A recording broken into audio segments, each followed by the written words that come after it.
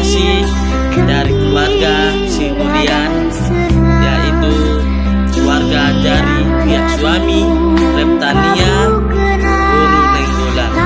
Jangan lupa di subscribe, diklik, dan bunyi loncengnya, dan komen dengan bagus. Sekian dan terima kasih. Yanti Nenggolan ingin memberikan juga sedikit klarifikasi terkait dengan statement ibunya kemarin, sekaligus juga ingin bercerita terkait dibalik dari kisruhnya pernikahan yang terjadi di HKBP Tanjung Mulia tersebut.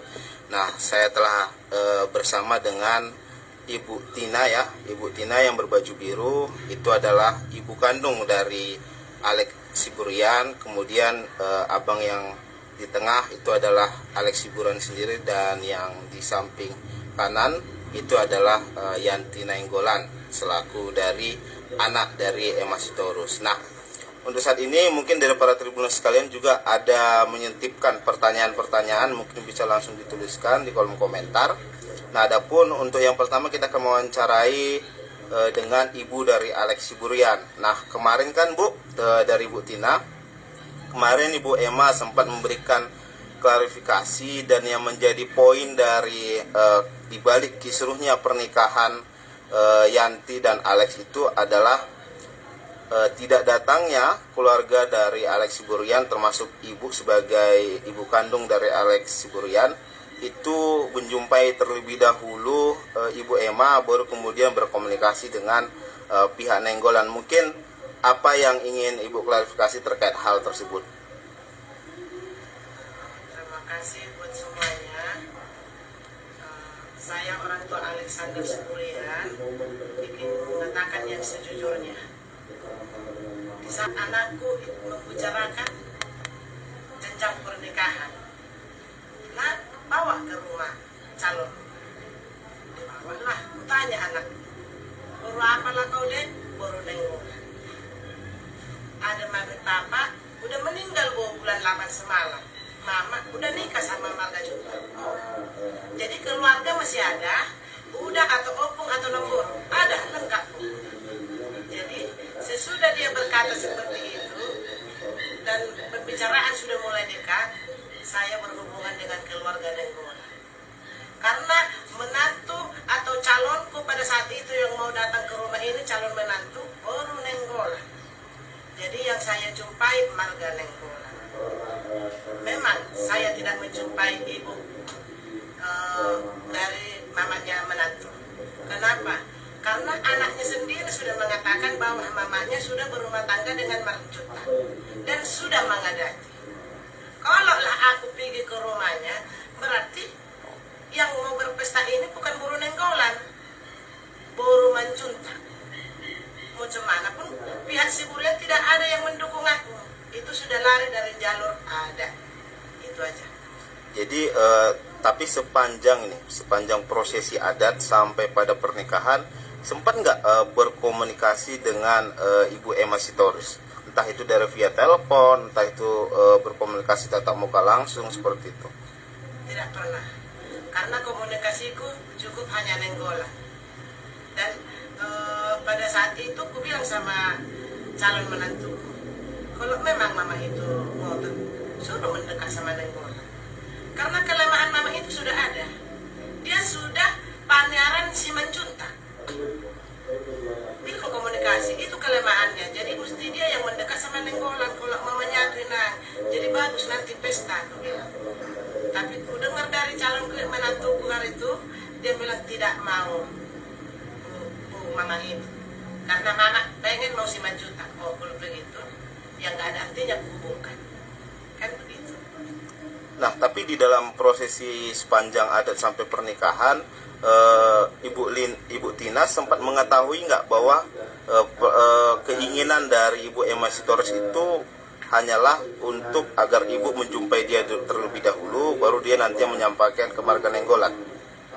Kalau itu saya tidak mengetahui, karena pembicaraan saya dari awal sama Nenggolan bagus gitu. Artinya baru ketika Ibu Emma kemarin mengklarifikasi, baru Ibu mengetahui bahwa itulah niatnya sebenarnya. Iya, Oke, nah terkait dengan ini Bu, sempat katanya Ibu Emma Sitorus ini kan sangat ingin bertemu sama putrinya sebelum menjelang pernikahan, kan seperti itu. Bahkan sempat mendatangi rumah Ibu untuk berjumpa dengan putrinya. Itu bagaimana ceritanya itu Bu? Bentar ya. Oh ini, ada sekali pertanyaannya.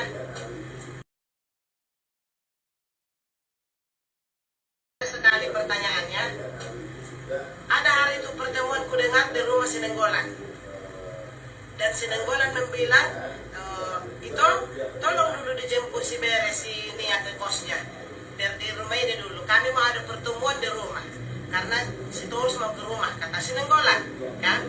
Jadi suruhlah anakku Alex jemput si Nia, di sinilah kami menunggu tahap kabar dari Nenggolan. Itulah rupanya sesudah jam 10 atau jam berapa itu malam itu datanglah ke sini Nenggolan dan beberapa orang lah itu.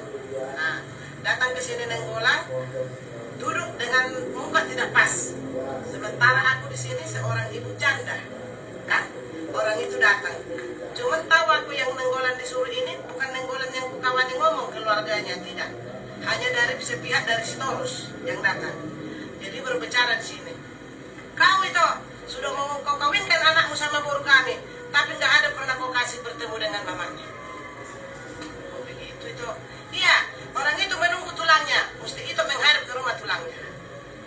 Oh iya tuh, aku menghadap ke rumah tulangnya Sitorus. Iyalah, apapun mau dibicarakan, kalian mau dibicarakan di rumahnya, katanya. Jadi ku bilang, oh ku biarkan dulu. Kau lagi nih, katanya. Kau disuruh kami bawa ke rumah tulang. Biar dinasihati kau kan sudah mau kawin, katanya dengan suara nada besar. Nah, kau kan sudah mau kawin, jadi ada lagi mau dikasih mama nasihat atau apa biar bagus nanti rumah tangga, katanya. Jadi, udah itu, udah siap kalian bicara, aku bilang udah, katanya. Jadi aku jawab ini itu, tadi itu suruh aku ke rumah Sitorus. Ini bukan sekali lagi itu, udah sering disuruh aku ke sana menghadap. Sebelum ini jadi menantuku sini ini, aku belum mengenal Sitorus. Kalau memang mau ku kenal dia di pesta itu, datang di pesta itu, tahulah aku nanti tulangnya baru main ku Sitorus. Di situlah aku mengenal. Yang mau ku jumpai pada saat ini hanya si Litonga. Ula-ula si Matbaku si Macunta. Itu ya itu. Kalau marga Sitorus, si Nenggolan yang berurusan itu. Jangan salah kalian. Aku tidak ada hak menjumpai di rumah Sitorus, bilang. Jadi, udah, itu jawabanku. Kalau aku tidak mau, apa ganjarannya itu? Aku bilang. Oh iya, kalau nggak mau itu memang ganjarannya dibikin pesta dibatalkan. Kalau tidak, dimundurkan dulu waktu, katanya. Aku tidak mau. Ujung-ujung do barenginku. Nggak tahu aku bahasa Indonesia itu. Ujung-ujung do barenginku nak bercanda aku. Tidak ada hakku memijak rumah Sitorus sebelum ini jadi menantu. Bilang, oke, siap itu. Ini tadi mau kita nanya calon menantuku, bilang. Kau ikut segala tempat mamaku. Gak mau aku, katanya. Gak boleh kau gak ikut. Ikut kau ya, aku bilang. Kalau mau bilang ikut. Jadilah mau dia. Tapi saya sudah diiakan ini calon mantuku ini. Ku bikin balik pertanyaan sama Nenggolan yang datang. Kalian di sini itu yang datang. Ini calon menantuku sudah mau kalian bawa. Sekarang aku bertanya sama kalian, siapa kalian penanggung jawab untuk dia? Kalian bawa dia dari rumah ini dengan selamat dan kalian pulangkan ke rumah ini dengan selamat. Bilang, apa kata Nenggolan yang jumpa itu? Angkat tangan itu. Saya tidak berani. Saya tidak berani. Kenapa kalian tidak berani? Penanggung jawab. Iya. Jujur itu, saya membocorkan rahasia dari si Torus. Maksud orang itu untuk menahan ini. Dan kalaupun diulangi balik berpesta itu, acara ke rumah si Torus. Oh, dan orang itu yang satu membilang kejujuran, yang satu marah. Jangan kau kasih tahu, katanya. Oh tidak, saya mesti memberitahu ini, kata Nenggolan yang satu lagi. Karena dulu kita sudah pernah dimalukan, jadi ulah-ulah diusir kita kan. Jadi orang itu ada 10 menit waktunya berantem di rumah. yang datang berantem di rumah si Burian. Kan lucu kan? Aku jadi si penonton. Oke, sekarang sudah jelas bahasa kalian kan? Udah jujur, memang dari sana jelek pemikiran. Tidak boleh lagi dibawa ini. Aku bilang, iya toh. Udah pas jalur itu, jalankan itu. Ini pas. Yang penting udah aku kasih tahu bahasa dari sana. Memang untuk menahan. Ya kan nggak jadi pergi. Jadi siap itu. Kalau gitu, kata yang satu lagi, sinilah kami antar dia ke kosnya. Oh tidak. Anakku tadi yang menjemput dari kosnya dan anakku juga memulangkan ini ke kosnya. Kalian tidak ada urusan. Karena perjalanan ini sudah 70% ke atas. Senamok sudah berjalan. Kami sama Parboru sudah bagus. Ini dari pihak tulang sama pihak nama nubuhon yang melahirkan. Maaf kata ya Eda, kalau seorang ibu yang melahirkan itu tetap ibu. Itu tidak bisa dipungkiri, aku juga seorang ibu. Seorang ina. Tapi kalau di Paradaton tidak berlaku Eda, kalau sudah menikah dan sudah diadati sama orang itu tidak dipakai di adat. Tetap si si Nenggolan yang memegang peran bendera. Itulah hula-hula ya Eda. Itulah yang kujumpai, bukan jadi manjunta.